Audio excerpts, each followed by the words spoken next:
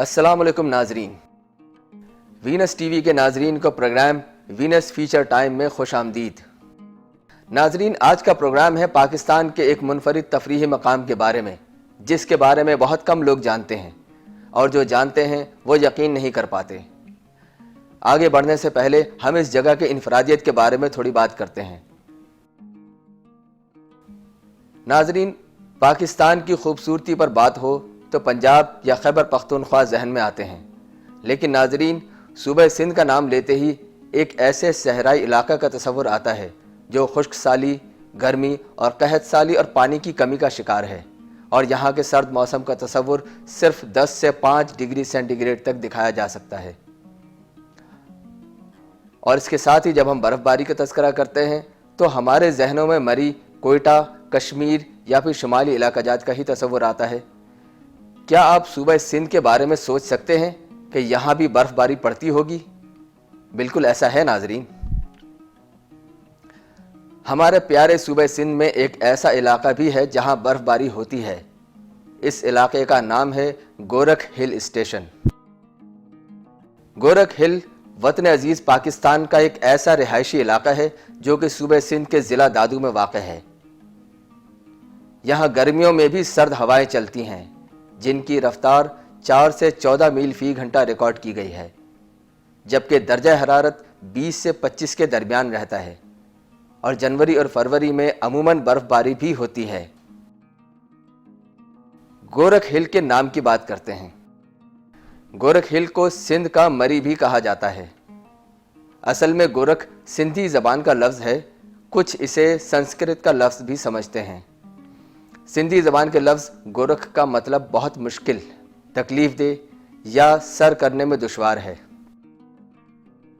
गोरख हिल को सर करना भी बहुत मुश्किल है और दुश्वार भी है। इसका सफ़र अब तक बहुत मुश्किल है। यहाँ के चरवाहे ही वो मुश्किल सफ़र जानते हैं। मतलब कि गोरख सिंधी और संस्कृत में मरविज है, जिसके मतलब के मुताबिक गोरख इस शहर का नाम पड़ा है। गोरख हिल की तारीख़ देखें तो हम देखते हैं कि गोरख हिल का इलाका अंग्रेज़ों के दौरे हुकूमत में नज़रों में आ चुका था। जब 1860 में डॉक्टर लॉलवर और कैप्टन मैकडॉनल्ड ने इस जगह का सर्वे किया, उससे ये पता चलता है कि गोरख हिल की सयाहती अहमियत तो शायद बाद में सामने आई हो। 150 साल कबल इसका जिक्र हुकूमती रिकॉर्ड का हिस्सा रहा है। सिंध हुकूमत ने भी क़याम पाकिस्तान के बाद से यहाँ रास्ते वगैरह के तायीन की कोशिश की, ताहम 1952 के बाद ऐसा कोई बड़ा कदम नहीं उठाया गया, जबकि साबिक वज़ीर आज़म ज़ुल्फ़िकार अली भुट्टो हेलीकॉप्टर के ज़रिए इस मकाम तक गए थे। बाद अज़ा साबिक वज़ीर आज़म बेनज़ीर भुट्टो भी हेलीकॉप्टर के ज़रिए गोरख हिल गई थीं। क़याम पाकिस्तान से लेकर 1998 में 5 दिहाइयों में यहाँ कोई डेवलपमेंट देखने में नहीं आई। 2008 में एक तरक्याती मंसूबा तैयार किया गया, मगर इलाका ताहाल बुनियादी सहूलतों से महरूम है। इसी साल गोरख हिल तरक्याती अथॉरिटी का क़याम भी अमल में लाया गया था। 2020 में हुकूमत सिंध के मंसूबों में दादू से गोरख हिल पहाड़ी तक नई सड़क की तामीर भी है। पहाड़ी पर ज़ायरीन या सयाहों के लिए एक नया रेस्ट हाउस है।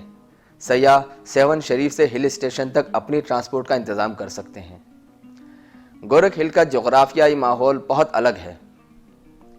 गोरख हिल की बुलंदी की वजह यहाँ एक ख़ास आबो हवा है। सर्दियों के दौरान 0 डिग्री दर्जा हरारत और गर्मियों में आम तौर पर 20 डिग्री सेंटीग्रेड से कम दर्जा हरारत और साथ ही तकरीबन 120 मिलीमीटर औसत सालाना बारिश के साथ यहाँ का माहौल सयाहों के लिए एक नेमत है। गोरख खेरतर पहाड़ी के सिलसिले में 5688 फीट बुलंदी पर है।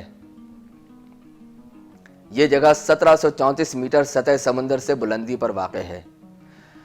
सतह समंदर बुलंदी से मुराद ज़मीन के किसी मकाम की दुनिया के समुंदर से बुलंदी है।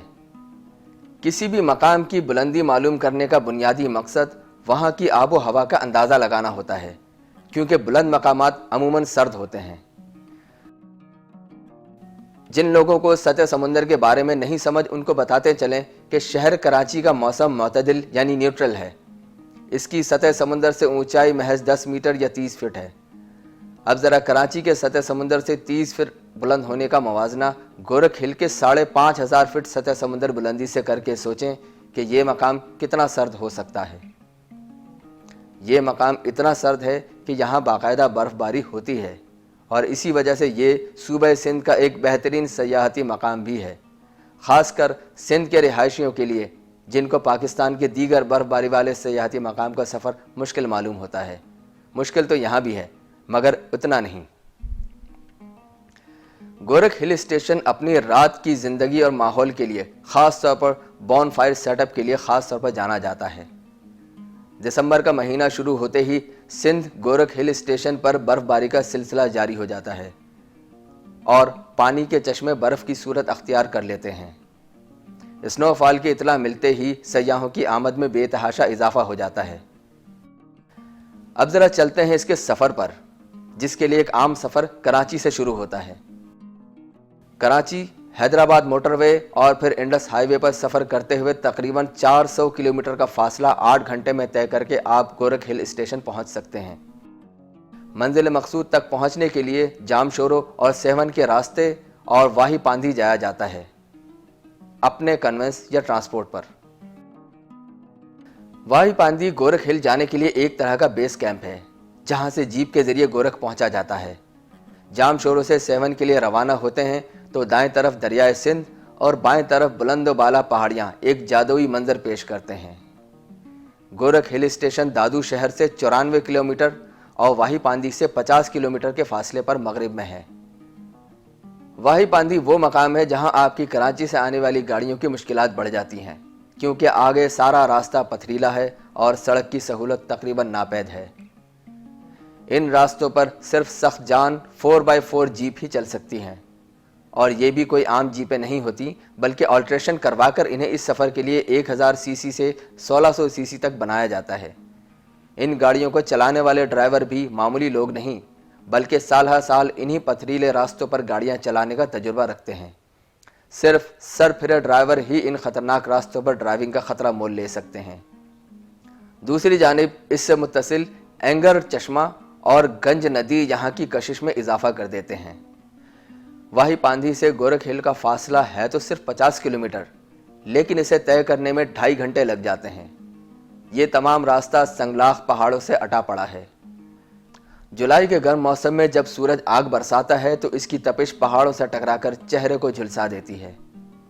جو گاڑی پہاڑی راستہ طے کرتی ہوئی بلندی کی طرف بڑھتی ہے، درجہ حرارت میں کمی کا احساس ہونے لگتا ہے۔ گورکھ ہل پر پہنچ کر سورج غروب ہونے کا منظر دیکھنے والا ہوتا ہے۔ یہ منظر انتہائی دل فریب ہوتا ہے۔ پہاڑ کی بلندی سے دیکھیں تو سامنے ایک کے بعد ایک پہاڑی پر اندھیرا ہوتا نظر آتا ہے۔ اگلے کچھ لمحوں میں ہر طرف اندھیرا پھیل جائے گا اور آسمان پر ستاروں کی آمد شروع ہو جائے گی۔ اس مقام پر آسمان خود سے انتہائی قریب معلوم ہوتا ہے، یہاں تک کہ اب ساری رات تارے گن گن کر گزار سکتے ہیں۔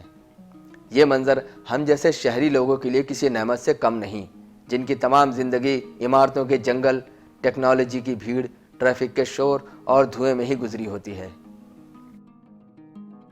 گورکھ ہل میں پرائیویٹ اور حکومت کے زیر انتظام ہوٹل موجود ہیں جہاں رات گزاری جا سکتی ہے۔ کھانے اور دیگر لوازمات کے لیے ریسٹورنٹس اور ایک ٹک شاپ بھی ہے۔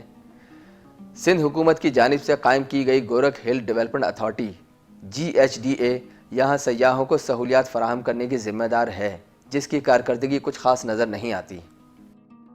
پورے گورکھ میں نہ بجلی ہے اور نہ ہی ہوٹلوں میں پانی آتا ہے۔ بجلی منقطع ہے اور ہوٹل اور اس کے یہاں کے رہائشی جنریٹر سے کام چلاتے ہیں۔ گورکھ میں موبائل سگنل بھی نہیں آتے۔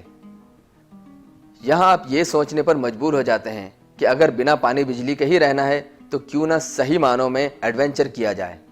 اس کے لیے ایک سلیپنگ بیگ اور ٹینٹ کرائے پر لے کر پہاڑ کی چوٹی پر رات گزارنے کی تیاری کرنی چاہیے۔ یہاں گرم کپڑوں کی بھی ضرورت پڑتی ہے، کیونکہ رات کے وقت درجہ حرارت کافی کم ہوتا ہے۔ صبح گورکھ ہل میں طلوع آفتاب کا منظر ہی دیکھنے سے تعلق رکھتا ہے۔ یہاں چڑیوں اور دیگر پرندوں کی چہچہاہٹ کانوں کو بھی بھلے معلوم ہوتی ہے۔